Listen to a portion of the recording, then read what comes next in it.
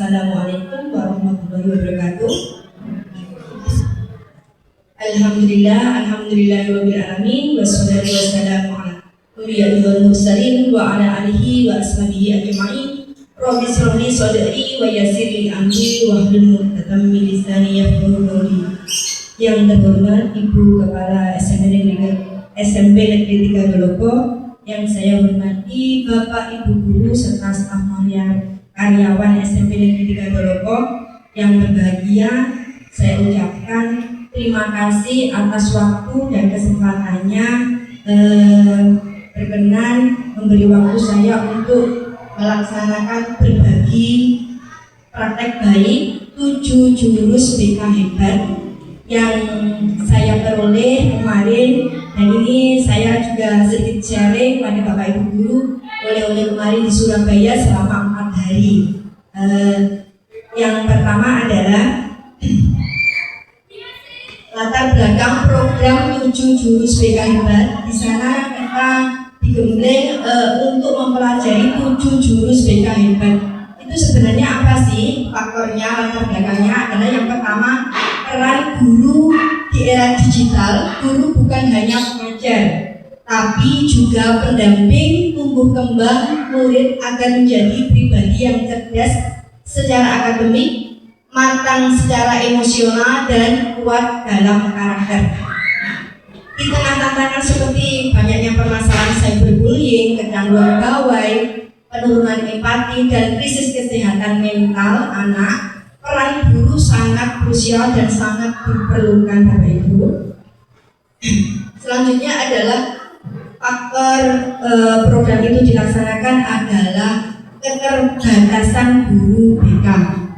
Jumlah guru BK di Indonesia belum ideal karena baru mencapai sekitar 42,5% dari kebutuhan nasional.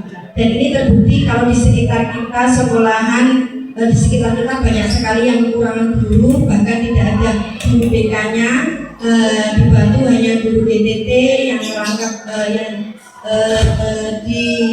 dibantu untuk mengajar guru BK. Maka dari itu 7 jurus BK hebat ini dikembangkan oleh Kementerian Pendidikan Dasar dan Menengah untuk membekali guru BK yang dapat didiseminasikan atau dibebaskan pada semua guru, terutama juga guru BK non-BK, karena dengan keterampilan dasar tersebut dapat memberikan layanan bimbingan. Paling tidak harus tahu dasar-dasar BK itu seperti apa agar bisa membantu peserta didik dalam perkembangannya secara optimal. Bimbingan dan konseling di sekolah memiliki peran penting dalam membantu peserta didik mengenali dirinya, memotivasi, mengembangkan potensi, serta memiliki daya yang penting atau resiliensi menghadapi tantangan kehidupan. Melalui gerakan 7 jurus BK hebat, guru BK diharapkan mampu menghadirkan layanan yang bermakna, humanis, dan berdampak positif bagi perkembangan peserta didik. Mungkin Bapak Ibu guru banyak yang bertanya, kenapa disebut jurus atau tidak dengan modul? Di sana Bapak Ibu, kita itu tidak disebut Bapak Ibu guru, tapi hai para pendekar, karena kita dididik di suatu padepokan, dan di setiap padepokan ini kita ada menempati 7 padepokan yang harus ditaklukkan.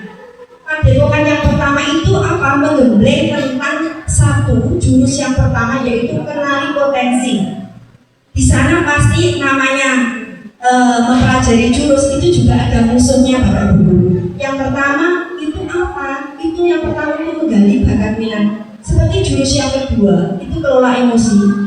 Kita dihadapkan pada musuhnya. Musuhnya apa? Ya emosi.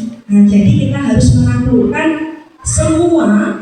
Dari 7 jurus pertama, jurus yang 1 itu tidak akan berlanjut ke jurus yang kedua kalau kita tidak bisa melalui dengan tahapan metode yang digunakan di dalam 7 jurus, yaitu menggunakan metode ARKA,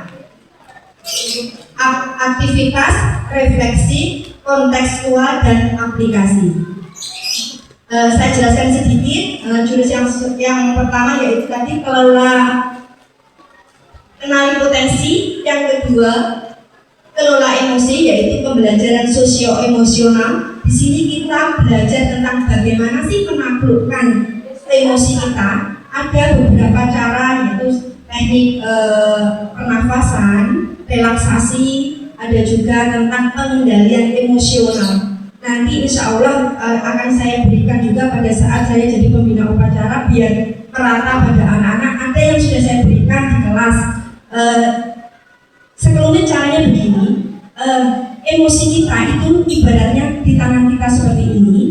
Ini adalah pengendali emosi kita. Emosi kita, otak kita adalah di tangan seperti ini. Nanti akan saya bahas secara tuntas. Kalau ini mohon maaf sebentar saja. Nah, emosi kita itu adalah simbolnya adalah jari jempolnya. Jari jempol ini dinosaurusnya yang harus kita kelola, yang harus kita amankan. Karena ini emosi kita. Nah, jari keempat kita ini adalah pawangnya atau kandangnya.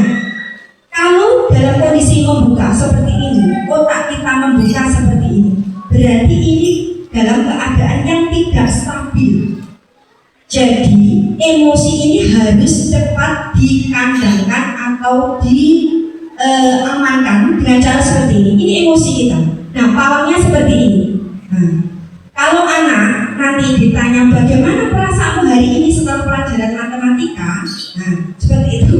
Nah, seperti ini. Nah, kalau anak menjawab begini, Bu, tadi sulit sekali saya emosi, berarti dia seperti ini. Nah, ini berarti jempolnya ini atau kendali emosi kita ini harus kita kendalikan. Kadang-kadang kita mungkin lepas kontrol ya Bapak Ibu kalau menghadapi murid yang berbagai macam. Saya maklum sebenarnya. Cuma yaitu kita harus sebelum mengenalkan pada anak untuk mengendalikan emosi, kita juga harus menata emosi kita sendiri. Itu saja, nanti lain kali akan saya perdalam. Yang ketiga adalah tumbuhkan resiliensi. Ini membentuk growth mindset, menumbuhkan daya lenting anak itu agar bangkit dari kegagalan. Bagaimana anak itu mempunyai sikap bangkit dari kegagalan. Yang keempat, jurus yang keempat adalah jaga konsistensi, kebiasaan berkesadaran, kebiasaan karakter positif. Jadi anak itu melaksanakan kegiatan berkaitan tata tertib, berkaitan kebiasaan tidak karena paksaan, tapi karena kesadaran. Kalau di dalam kelas kita sudah ada kesepakatan kelas, itu sebenarnya ada yang ulang kemarin, alhamdulillah dapat ilmu baru, yaitu keyakinan kelas. Selain kesepakatan kelas, kita lebih disempurnakan dengan keyakinan kelas, berarti anak itu yakin melaksanakan dengan sadar, dengan tanpa paksaan. Yang keempat, yang kelima adalah komunikasi empati. Ini nanti akan saya bahas juga karena termasuk dalam implementasi saya. Ini komunikasi yang dibicarakan kita kepada anak saat kita menangani anak. Terutama kadang-kadang kita tidak hanya sekedar tapi kok menurui PN komponen, dia tahu merasa anak ada empatinya sehingga anak itu berbicara jujur dan berani meluapkan berbicara apa adanya kepada kita. Dan yang jurus yang ke-6 dan ke-7 Bapak Ibu, kalau jurus 1 sampai 5 itu berkaitan dengan siswa.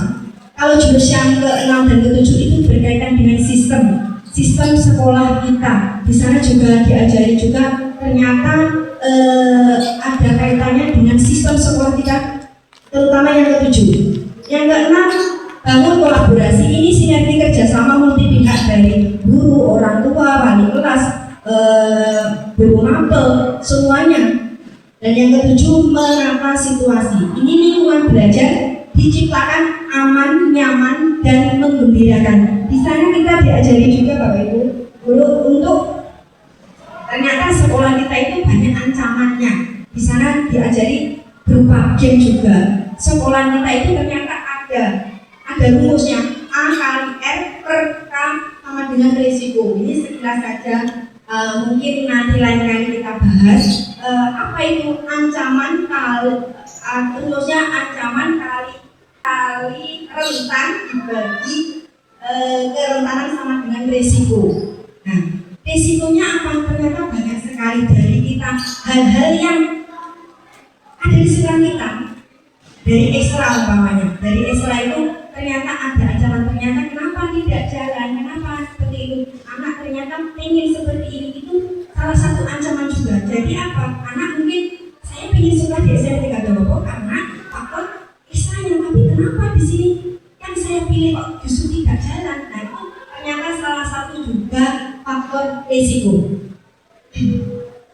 Itu saja sekelumit tentang ringkasan 7 jurus. Di sini saya akan mengimplementasikan. Kemarin sudah, mohon maaf saya kemarin minta waktu di saat kurikuler karena mohon maaf 1 kali tugas itu 1 minggu harus selesai dan tuntutannya sangat banyak.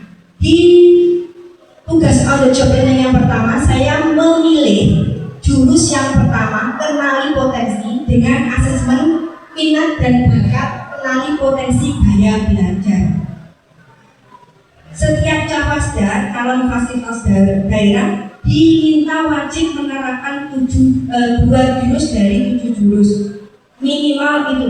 Jadi saya ingin memilih yang pertama, kenali potensi. Kenapa saya memilih jurus 1 yang terlebih dahulu? Karena di dalam kenali potensi ini merupakan langkah awal dalam membantu peserta didik memahami siapa dirinya dan arah perkembangan dirinya ke depan. Dalam layanan konseling sangat penting karena 1, membantu siswa memahami kelebihan dan kekurangannya. 2, menjadi dasar perencanaan diri. 3, meningkatkan motivasi belajar. 4, mendukung proses konseling yang efektif. Dan yang terakhir mendorong pertumbuhan pola pikir yang positif atau growth mindset. Ini sebenarnya sudah kita laksanakan Bapak Ibu Guru setiap awal tahun. Saya biasanya kan ada tes diagnostik kognitif dan non kognitif. Salah satunya yang non kognitif adalah ini. Cuma saya biasanya dalam memberikan asesmen itu tidak final karena tidak ada hasil yang prosentase yang valid. Nah di sana kita diberi asesmen yang valid biar tahu, oh ini caranya seperti itu. Saya share di grup, nanti Bapak Ibu Guru bisa mencoba. Sebelum tahu anak didik kita itu potensinya apa, Bapak Ibu Guru juga sangat boleh tahu potensi Bapak Ibu sekalian. Nah ternyata, oh ternyata gaya belajar itu yang ubah itu seperti ini loh, bisa diterapkan dengan putra putrinya di rumah Bapak Ibu. Langkah-langkah yang saya ambil apa dalam mengimplementasikan jurus yang pertama? Yang pertama, guru BK melakukan asesmen potensi diri dan gaya belajar melalui aplikasi Aku Pintar. Ini valid dari Kemendiknas, akupintar.id. Langsung diketik aja sudah bisa. Di sana ada gaya belajar, kecerdasan majemuk, riaset itu untuk perencanaan karir, biasanya untuk kelas 9 atau kelas 3-nya di kelas di anak SMA juga.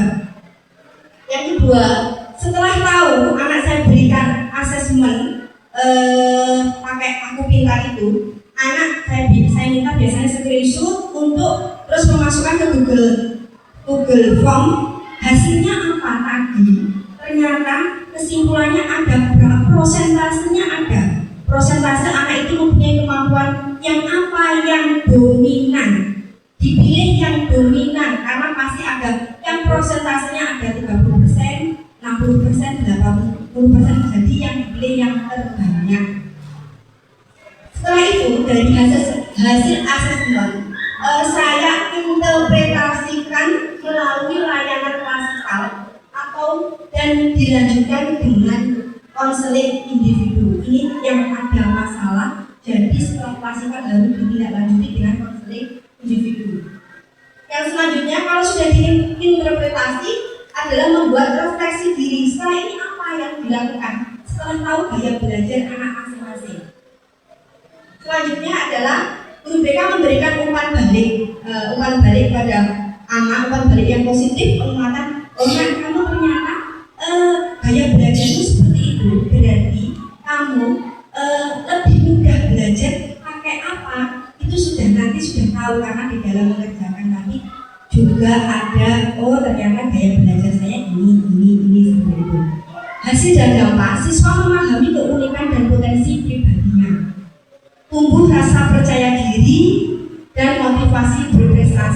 Guru memiliki data potensi yang dapat digunakan untuk perencanaan karir. Yang selanjutnya ini dapat saya kolaborasikan dengan terutama wali kelas dan juga orang tua. Di-share boleh karena ini tidak ada asas kerahasiaannya. Ini hanya mengetahui potensi anak. Ini hasil kegiatan ARKA saya yang kemarin. Yang pertama aktivitas, anak saya berikan langsung melakukan aktivitas mengaplikasikan aplikasi tadi. Yang kedua merefleksi hasilnya. Ini sudah berkelompok. Kalau sudah refleksi ini sudah berkelompok. Ternyata hasilnya ini kelompok kinestetik, gaya belajar ada yang kinestetik, ada gaya belajar yang visual, ada gaya belajar auditori. Itu sudah terkumpul karena sudah melakukan tes. Selanjutnya adalah konseptual. Di sini guru menjelaskan secara detail. Oh, ternyata dari hasil kamu tadi melakukan tes, kamu tadi kecenderungannya ini kita jelaskan. Siapa yang kinestetik tadi? Nah ini loh, sosok belajar ini yang seperti ini, yang seperti ini, seperti itu. Dan yang terakhir anak mengaplikasikan, menulis di sebuah lembar kertas boleh. Kalau ini saya buatkan pohon gaya belajar, biar anak juga senang juga dan bisa ditempel di mading kelas masing-masing. Gaya belajarnya aku ternyata kinestetik, cocoknya pelajaran yang bagaimana. Terus langkah selanjutnya kamu belajarnya biar mudah itu bagaimana anak ternyata bisa menuliskan dan ditempel di masing-masing, diberi nama sebagai bukti sudah melaksanakan. Nah, ini di tahap konseptual tadi ada kesimpulan dari 3 gaya belajar: visual, auditori, dan kinestetik. Secara garis besar ini nanti namun di dalam menemukan menemukan suatu anak yang memiliki 2 kecerdasan atau 2 gaya belajar itu tidak masalah. Jadi anak ada yang paling, Bu, saya kok ini sama, boleh, karena berarti anak bisa mempunyai gaya belajar yang bisa diterapkan dua-duanya. Ternyata dia bisa visual, bisa auditori, atau bisa auditori, bisa kinestetik. Itu ternyata muncul pada anak-anak yang kemarin melakukan asesmen. Visual bisa melihat ini baca cara belajarnya, suka melihat gambar, warna, diagram. Anak-anak cara belajarnya biasanya mudah melihat. Cara belajarnya biasanya menggarisbawahi catatan. Itu anak-anak biasanya suka yang seperti itu, rapi, memperhatikan detail. Cocoknya tips belajarnya pakai apa? Menggunakan peta konsep atau catatan warna-warni. Yang kedua adalah auditori, mudah paham mendengarkan penjelasan. Ini fokusnya anak dimaksimalkan, anak di telinga bisa menangkap dengan mudah. Contoh, saya berbicara tentang kucing. Satu kata kucing, anak visual biasanya menggambarkan. Coba gambarkan kucing itu bagaimana? Dia menggambarkan seperti ini atau gambarkan segitiga. Kalau anak auditori, dia coba kalau kucing itu bagaimana? Dia bisa melihat meong. Nah, itu seperti itu. Oh, kucing itu seperti itu, Bu. Nah, seperti itu. Kalau kinestetik, ini ada yang tadi gambarnya tadi anak kinestetik ini yang ada saya berikan, dia menirukan gerakan-gerakan kucing. Lebih, Bu, kucing itu begini, Bu, ini begini, Bu, seperti itu. Oh iya, seperti itu. Ini lucu-lucu sekali anak-anak ternyata gerakannya. Terus selanjutnya ini hasil interpretasi. Saya membuat masing-masing anak, mohon maaf agak kecil deh. Ini masing-masing anak sudah ada rekap ibaratnya rapotnya. Ini nanti kemarin saya kebetulan mengambil kelasnya Bu Yesi. Kebetulan juga ada LCD-nya lengkap, anak-anaknya juga lengkap.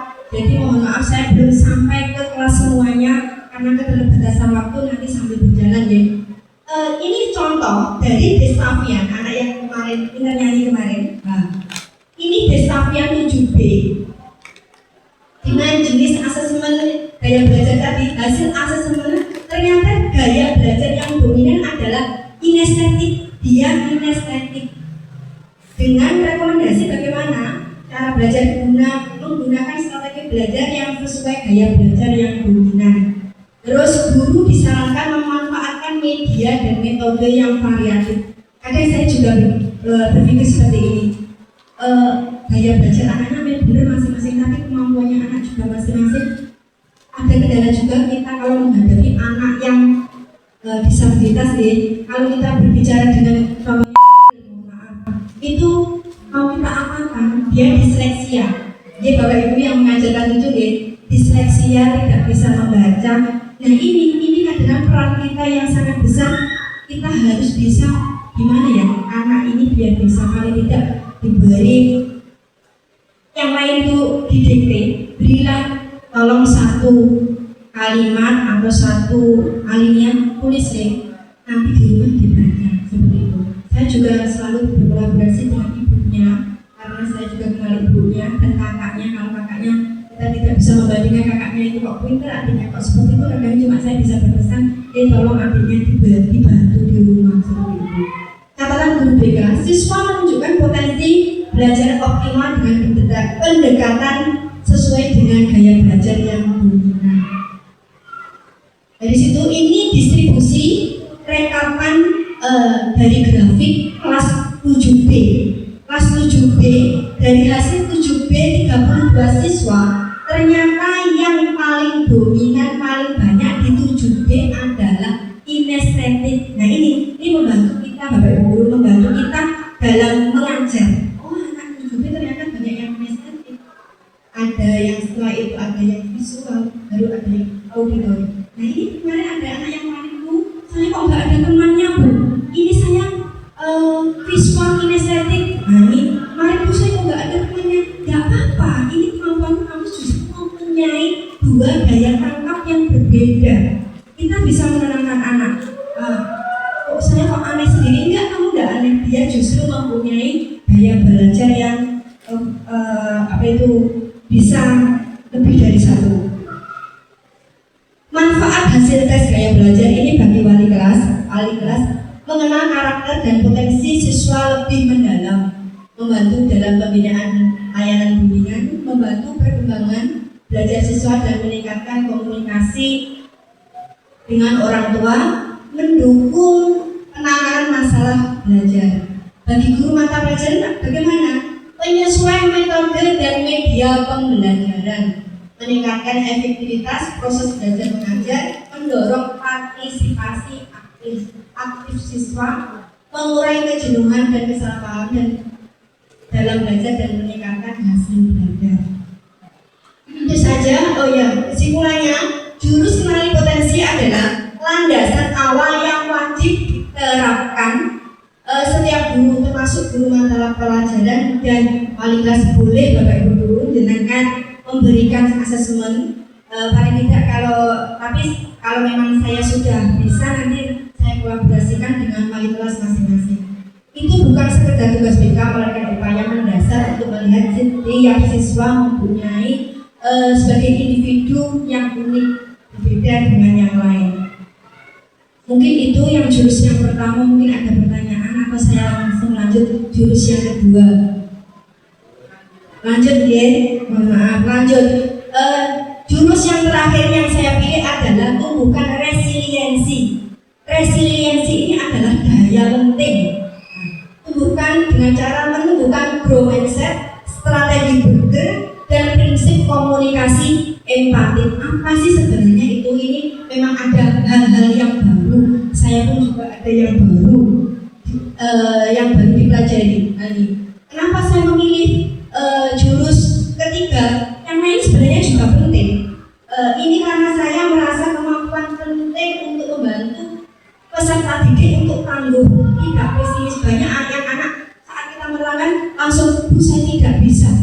Bu gimana toh Bu, saya itu nggak bisa. Sudah Bu, gini aja.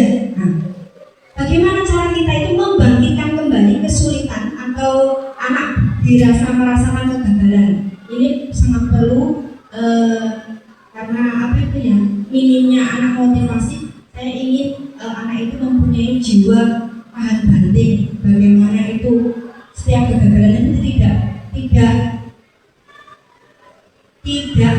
bukan akhir segalanya, maksudnya seperti itu. Langkah-langkahnya langsung saja saya di kegiatan saya sama dengan kegiatan Arka, yaitu saya memberi aktivitas anak dengan cara buatlah dari buku yang kamu punya, membentuk piramid.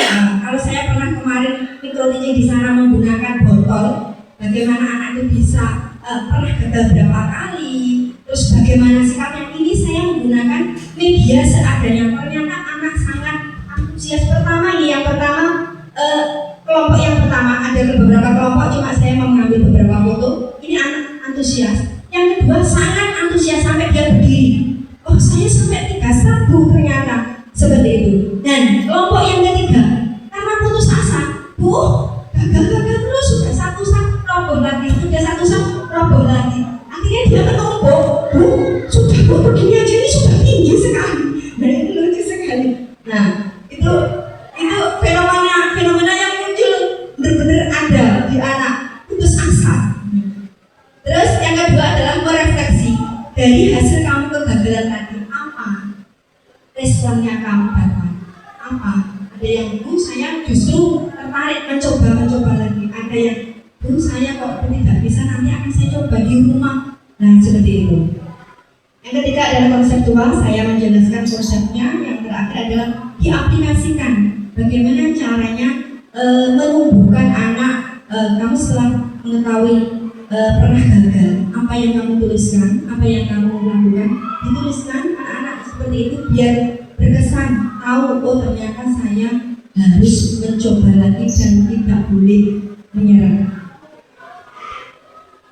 Ini yang penting Bapak Ibu.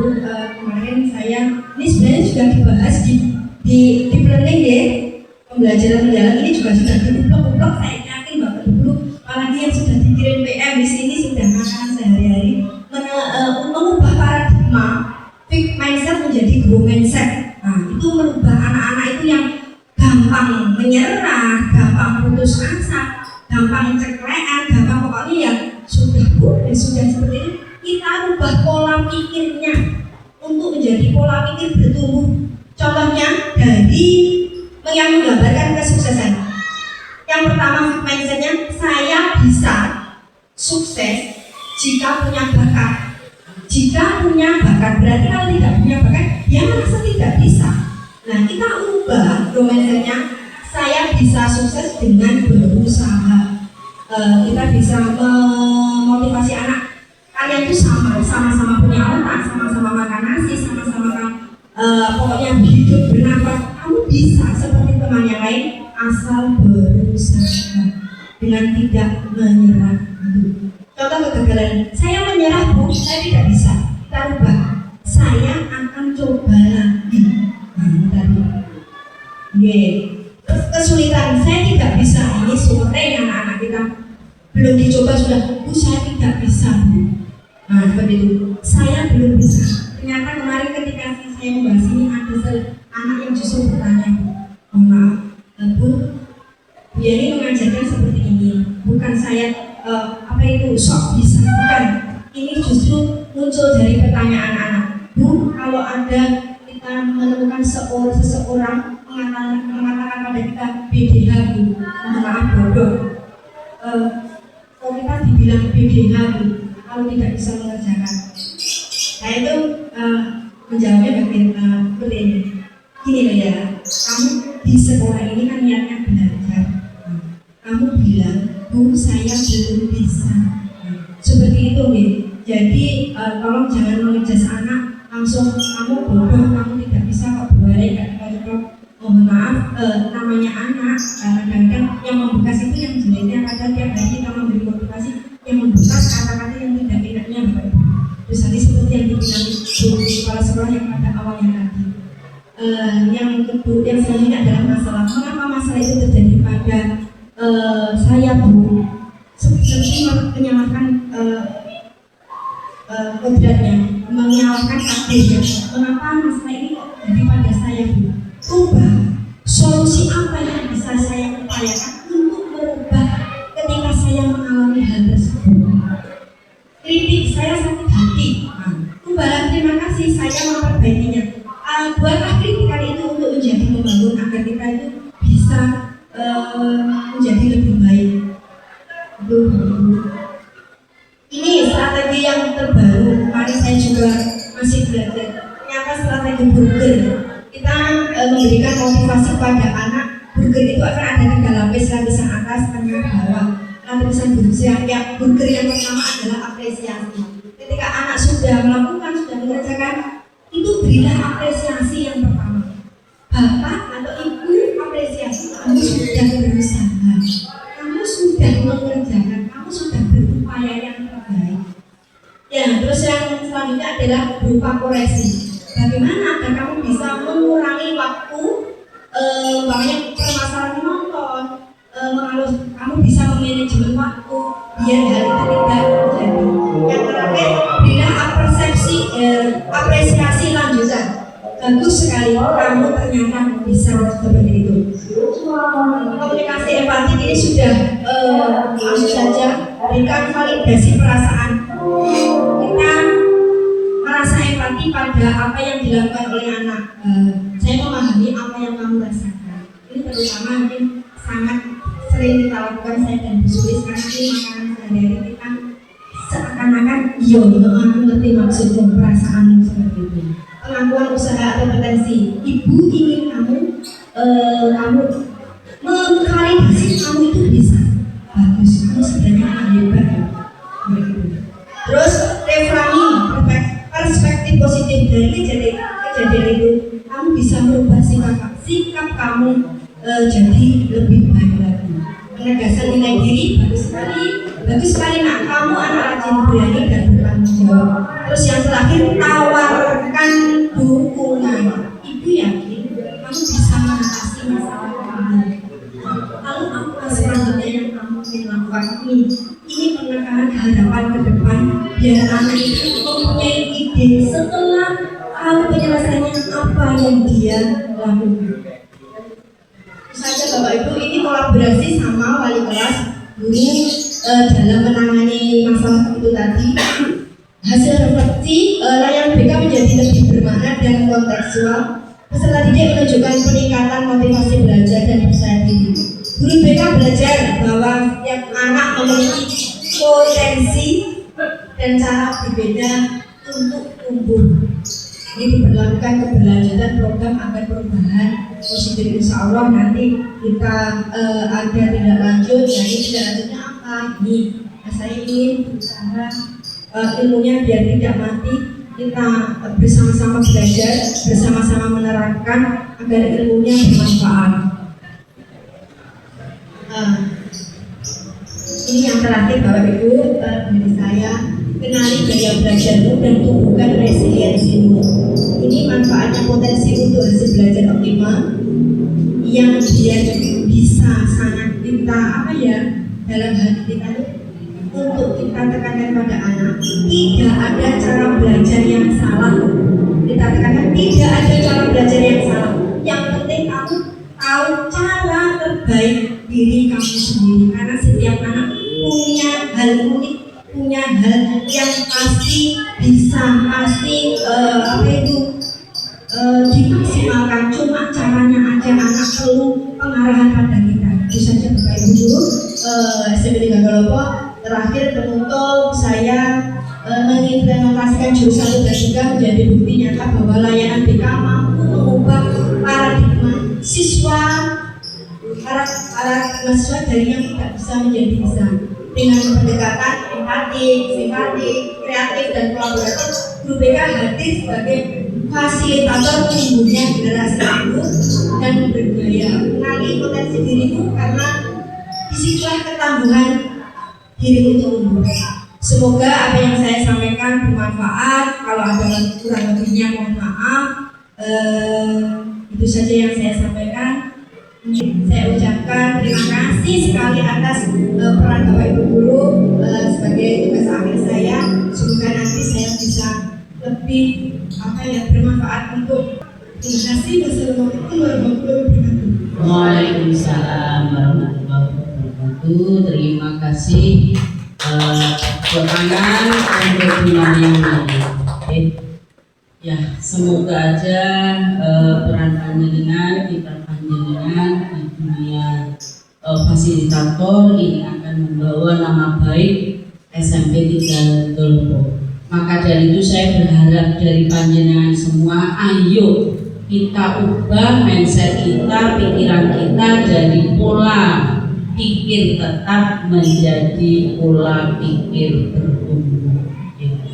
Karena kalau Bapak Ibu guru ini tidak bisa mengubah mindset panjenengan, padahal anak-anak nanti itu dituntut untuk pola pikir bertumbuh, ya. Kalau panjenengan tidak segera menyesuaikan diri, maka kita akan ketinggalan. Maka dari itu saya harapkan dari Bapak Ibu guru semuanya